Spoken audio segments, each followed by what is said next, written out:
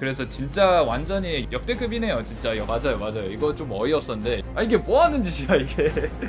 앞뒤가 안 맞잖아요. 그래도 한 가지 확실한 거는, 안녕하십니까. 5살도 이해하는 경제 오이경이라고 합니다. 오늘은 부동산에 대해서 이야기를 할 건데요. 제가 원래 주식하고 채권에 대해서 얘기를 했는데 이제 처음으로 부동산 얘기를 하게 됐습니다. 이제 10월 15일에 이제 역대급 정책이 나왔다는데요. 이것 때문에 사람들이 논란이 정말 많고, 그리고 사실 저는 개인적으로 부동산 용어가 되게 어렵다고 생각해가지고 제가 공부하기 위해서 제가 조금 쉽게 풀어놨습니다.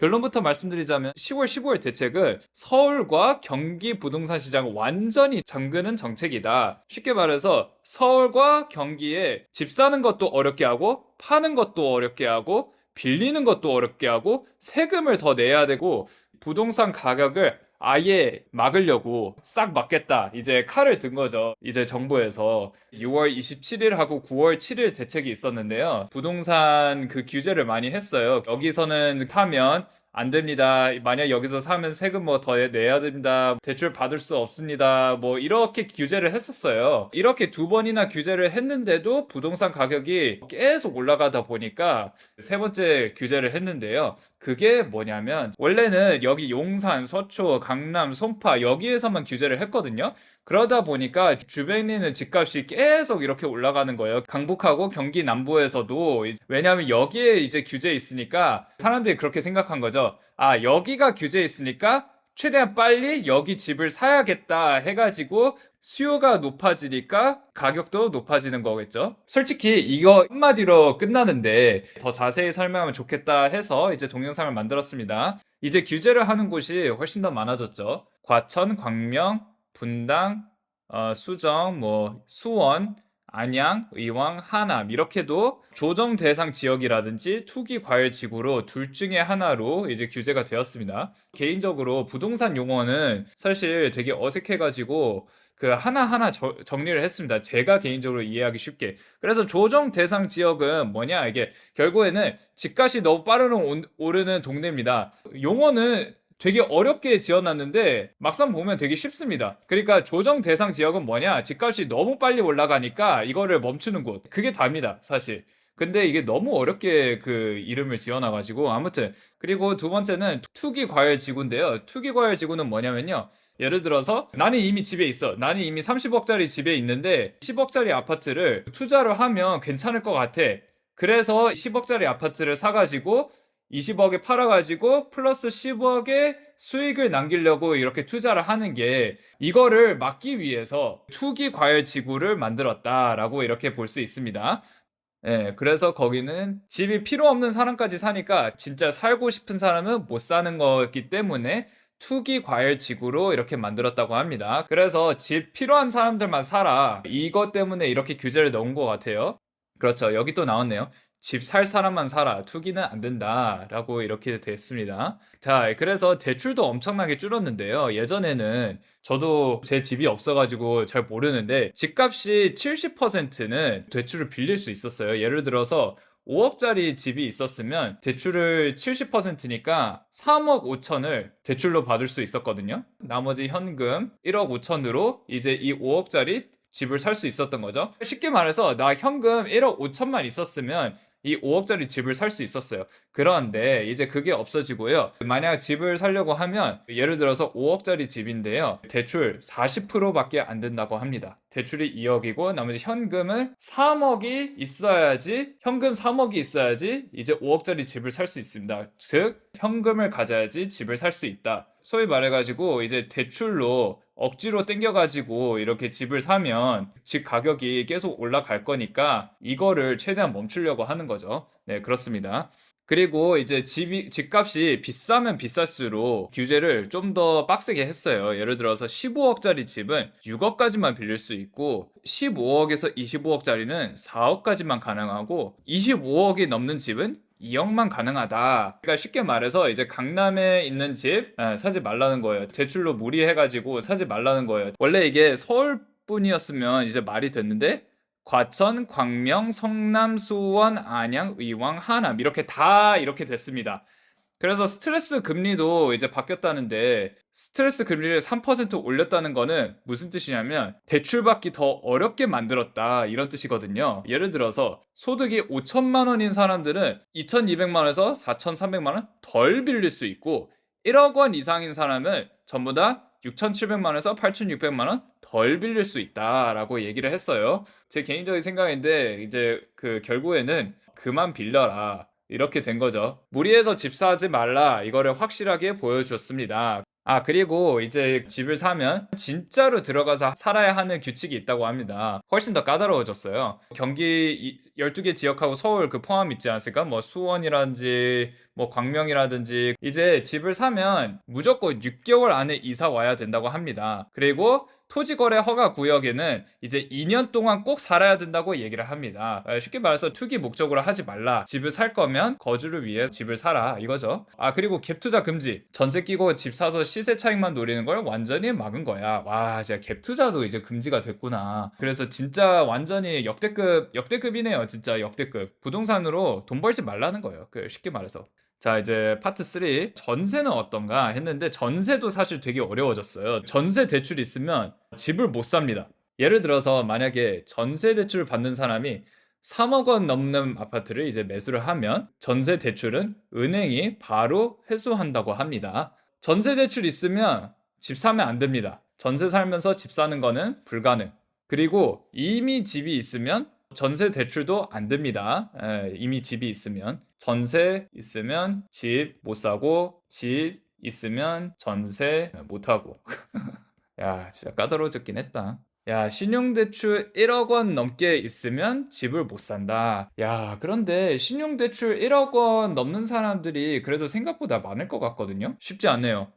마이너스 통장 어떠냐? 1억 원 한도로 마이너스 통장 받으면 1억 대출 받은 거랑 똑같이 취급된다고 합니다. 서울만 그런 게 아니고 경기도 12개 지역, 수원, 광명, 뭐 과천 이런 데 다 적용이 된다고 하고, 그리고 집을 여러 채 가진 사람들은 어떻게 되냐? 집 2개 이상 있으면 취득세가 8% 된답니다. 3주택자 있으면 취득세 12%. 취득세가 뭐냐? 집을 이제 10억짜리를 샀어요. 그리고 취득세가 1%예요. 그러면 이제 그 1,000만 원은 그 세금으로 내야 되거든요. 이게 취득세입니다. 사실 이거는 어느 정도 예상했어요. 뭐 취득세 8%, 12%뭐 올릴 거라는 거는 예상했는데 이 양도세가 제일 히트였어요. 저 이거 보고 깜짝 놀랐는데요. 양도세는 집을 팔 때 내는 세금이거든요. 그래서 집을 오래 갖고 있었으면 세금을 깎아줬어요. 원래 그거를 장기보유 특별공제인데 없앴습니다. 이거를 오래 갖고 있어도 안 깎아준다. 그리고 여기서 더 무서운 건 뭐냐면요, 집 2개 있는 사람은 기본 세율에 20%포인트를 더하고,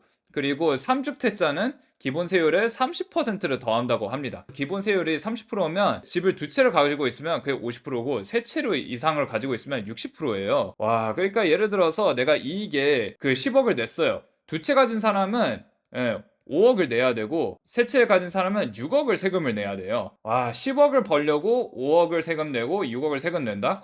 진짜 얘가 말 잘했네. 남는 게 거의 없어요. 남는 게. 그래서 언제부터 이게 적용이 되냐면요, 너무 갑자기 하면 충격이 크니까 2026년 5월까지는 잠시 미루기로 했습니다. 그래서 시간이 좀 있죠. 그러니까 쉽게 말해서 그냥 다주택자는 집을 더 플러스로 사지도 말고 팔지도 마라 라고 얘기를 한 것 같아요. 그냥 꼼짝 말고 가만히 있어라.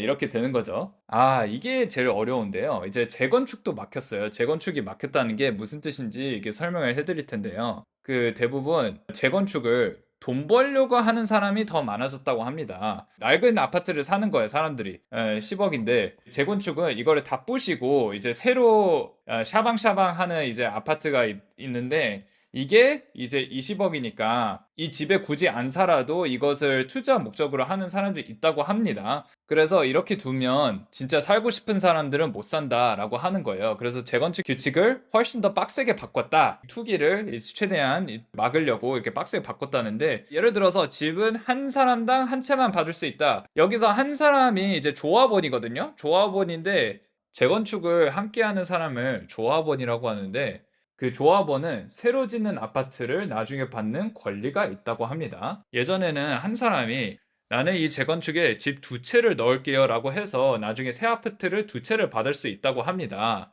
한 채는 내가 살고 한 채는 팔아서 돈 벌어야지 이렇게 생각하는 사람이 많아졌어요. 그런데 정부는 이렇게 바꿨죠.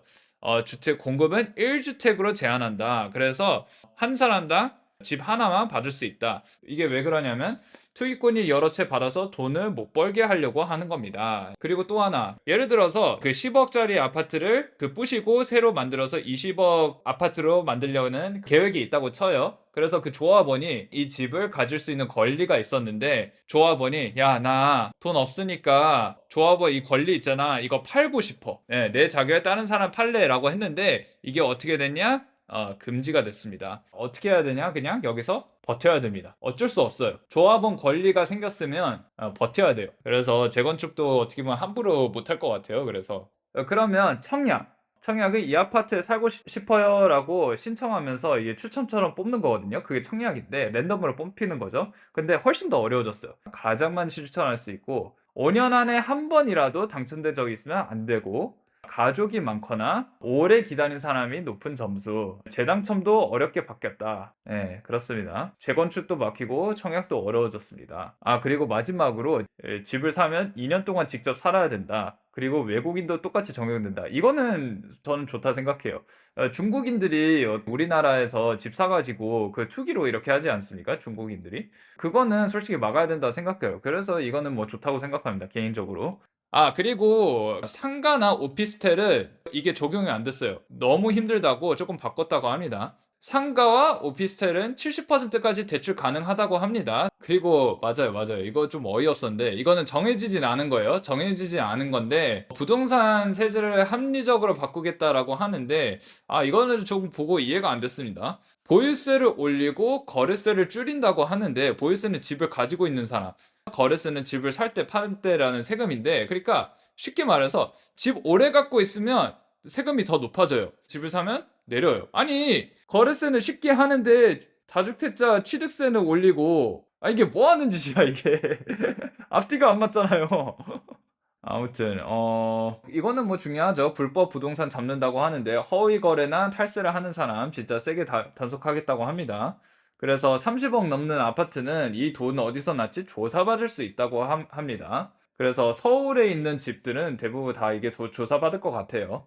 특히 강남 쪽에서는. 저는 이 부동산에 대해서 전 잘 모르겠어가지고 그래도 한 가지 확실한 거는 아무것도 못하게 만드는 정책인 것 같아요. 그게 생각이 났어요. 그러면 집 매수하는 것도 이제 어려워지고 전세도 어려워지면 와, 그럼 월세 가격 장난 아니겠네요. 월세 가격 엄청 올라가겠는데요, 그러면? 왜냐면 대부분 이제 집 못 사고 전세도 못 하면 이제 월세로 다들 들어가려고 하겠는데 월세 살려고 대출을 또 받지 않을까요? 잠깐만.